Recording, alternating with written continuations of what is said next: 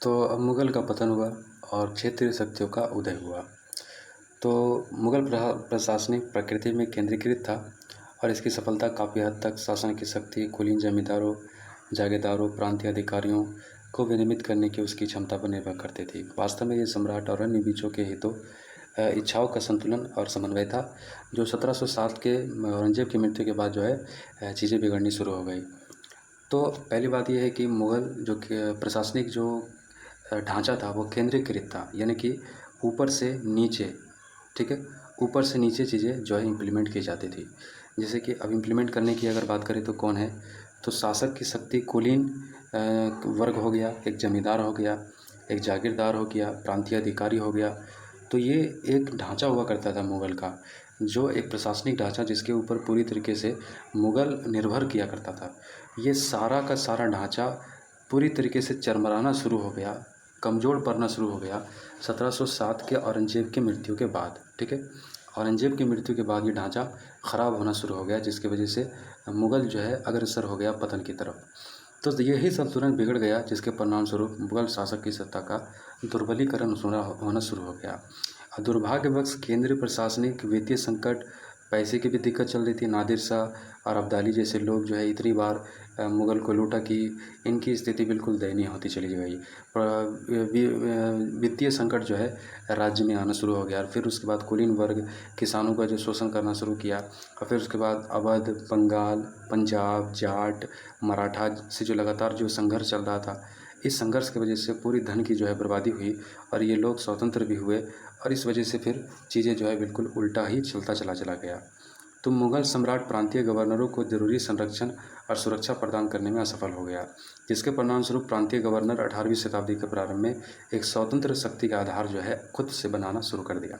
उनमें से कई शासक की पूर्वानुमति से स्थानीय नियुक्तियां करना शुरू कर दिया और प्रांत में राजवंशी शासन की स्थापना करने का प्रयास किया। उन्होंने सैद्धांतिक तौर पर सम्राट के प्रति भेंट भेजकर अपनी निष्ठा का प्रदर्शित किया, लेकिन वास्तव में जो है स्वतंत्र शासन के ही तरह जो है बिहेव कर रहा था, जो भी मुगल से अलग हुआ। शुरू में तो उन्होंने मुगल के प्रति अपनी आस्था प्रकट की, लेकिन जब देखा गया कि जो भी लल्लू पच्चू लोग ही बादशाह के गद्दी पर बैठे हुए, तो जो जो प्रांत अलग हो रहा था, जैसे कि अगर निजामुल मुल्क की बात कर ले 1724 में, तो ये या फिर बंगाल की बात कर ले, बिहार, उड़ीसा, बंगाल, या फिर दिल्ली के नियंत्रण से ये पूरी तरीके से बाहर हो गया था। लेकिन 1750 में गुजरात और सिंध और 1754 में अवध, ऐसा ही इन लोगों ने भी किया। तो दिल्ली के नज़दीक फर्रुखाबाद, रोहिलखंड स्वतंत्र पठान राजवंश शासन करते थे, लेकिन वापस लौटते राजपूतों के गठबंधन को औरंगजेब ने तोड़ दिया था, लेकिन उन्हें कभी भी पूरी तरह तबाह नहीं किया। सुदूर दक्षिण में साहसी हैदर अली ने मैसूर साम्राज्य को बेहद शक्तिशाली बना लिया। कई छोटे छोटे रियासतें, देसी रियासतों का जो है दक्षिणी क्षेत्र शासन कर रही थी। इस प्रकार मुगल भारत के विभिन्न हिस्सों में राज्य की 3 मुख्य श्रेणियां उदित हो गई। जब मुगल को पूरी तरीके से ह्रास हुआ, पूरी तरीके से इनका विघटन होना शुरू हो गया, तो फिर 3 जो है पोल यहाँ पर बनना शुरू हुआ, 3 शक्तिशाली राज्य गठन होना शुरू हो गया। तो उत्तराधिकारी राज्य जो मुगल साम्राज्य के प्रत्यक्ष नियंत्रण से छूट गया, जो मुगल के नियंत्रण से छूटने वाला सबसे पहला राज्य अगर देखा जाए तो यह है अवध, बंगाल और हैदराबाद। तो इन तीनों ने बहुत ही शक्तिशाली राज्य की स्थापना की। जब मुगल कमज़ोर हो गया, जब ये मुगल राज्य से स्वतंत्र हो गए, तो इन्होंने अपना एक बहुत ही संतुलन और बहुत ताकतवर साम्राज्य या फिर राज्य की स्थापना अवध, बंगाल, हैदराबाद के रूप में करता है यहाँ के नवाबों ने। तो स्वतंत्र राज्य प्रमुख रूप से मुगल साम्राज्य के प्रांतों पर नियंत्रण में कमी के कारण हुआ, तो नाम था मैसूर, केरल, राजपूत राज। तो ये सब भी जो है पूरी तरीके से स्वतंत्र हो गया और अपना एक मजबूत राज्य का गठन किया। मुगलों के विरुद्ध विद्रोहियों द्वारा स्थापित किए गए राज्य जैसे मराठा राज्य हो गया, पंजाब राज्य हो गया, जाट राज्य हो गया, जिससे अक्सर मुगल की लड़ाइयाँ चलती रहती थी। तो इन लोगों ने भी मुगल के कमज़ोर होने के बाद शक्तिशाली राज्य का गठन किया। तो उत्तराधिकारी राज्य की बात करें तो हैदराबाद, अवध और बंगाल मुगल साम्राज्य के अधिपत्य से छूट गए और स्वतंत्र राज्यों की तरह जो है खुद को स्थापना किया। तो यह अलगाव, संबंध विच्छेद विभिन्न चरणों में हुआ। व्यक्तिक विद्रोह का अनुसरण शुरू में सामाजिक समूहों, समुदायों और अंततः पूरे क्षेत्र ने कर दिया। इन प्रांतों में जमींदारी ने शाही मांग का विरोध किया और प्रांतीय गवर्नर जिसे दिल्ली से मदद और संरक्षण प्राप्त नहीं हुआ, या स्थानीय अभिजात या कुलीन वर्गों से मदद प्राप्त करने में प्रयास किया। इन राज्यों ने औपचारिक तौर पर मुगल साम्राज्य का साथ दिया, लेकिन जो अपने कार्यशैली में पूरी तरीके से ये स्वतंत्र ही रहा करते थे। तो हैदराबाद 1738 में निजामुल मुल्क की मृत्यु ने हैदराबाद के इतिहास में प्रथम गौरवान्वित अध्याय का अंत कर दिया और यह गौरवशाली शुरुआत निजामुल मुल्क जो सैयद बंधुओं के समय एक प्रमुख कुलीन था 1724 में हैदराबाद राज्य की स्थापना के साथ शुरू हुआ। निजामुल मुल्क ने सैयद बंधुओं को ठिकाने लगाने में मोहम्मद शाह की मदद की और बदले में उसे दक्कन का सूबेदार बना दिया गया। तो निजामुल मुल्क ने प्रशासन को पुनर्गठित किया और राजस्व व्यवस्था को सरल और कारगर बना दिया और दिल्ली में से लेकर के 1724 के बीच वजीर के रूप में छोटे से कार्यकाल के बाद वह एक राज्य की स्थापना करने के लिए दक्कन लौट गया और जो व्यवहार में स्वतंत्र और तथापि निरंतर मुगल सम्राट के प्रति अपनी निष्ठा घोषित की।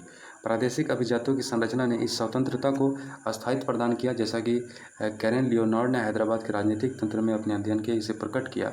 और राजस्व तंत्र का सुधार, जमींदारों का नियंत्रण, हिंदुओं के प्रति सहिष्णुता, मतलब एक अच्छे जो प्रशासनिक जो होनी चाहिए ढांचा, जो गुण होनी चाहिए प्रशासन की, वो निजामुल मुल्क के अंदर था, जिसकी वजह से हैदराबाद राज्य गठन करने में ये कामयाब हुआ। तो 1748 में इसकी मृत्यु हो गई और मराठाओं और हैदराबाद के बीच में जो है विदेशी कंपनियों के षड्यंत्र के चपेट में ये लोग फिर आ गए और मराठाओं ने राज्य पर पूरी शक्ति से आक्रमण किया और असहाय निवासियों पर चौथ आरोपित की। चौथ यानी कि एक चुंगी हुआ करता था जो मराठा जो है वसूली किया करता था। तो निजामुल मुल्क का बेटा नासिर जंग और पोता मुजफ्फर जंग के बीच जो है उत्तराधिकार का खूनी जंग हुआ डुबले के टाइम में, जिसके बारे में हम पीछे पढ़ चुके हैं। तो एक को सपोर्ट कर रहा था फ्रांसीसी और एक को सपोर्ट कर रहा था इंग्लैंड। तो ये दोनों के बीच सपोर्ट के बीच में दोनों अपना अपना जो है केक बांट रहे थे, लेकिन ये इनको समझ में नहीं आ रहा था।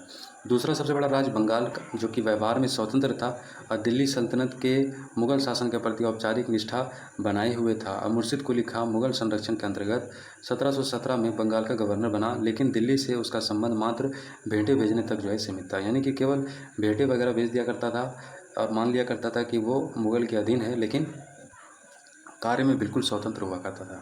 तो शुजाउद्दीन 1727 में नवाब बना और अली वर्दी खां को 1739 में नवाब बनने तक बंगाल का नवाब रहा।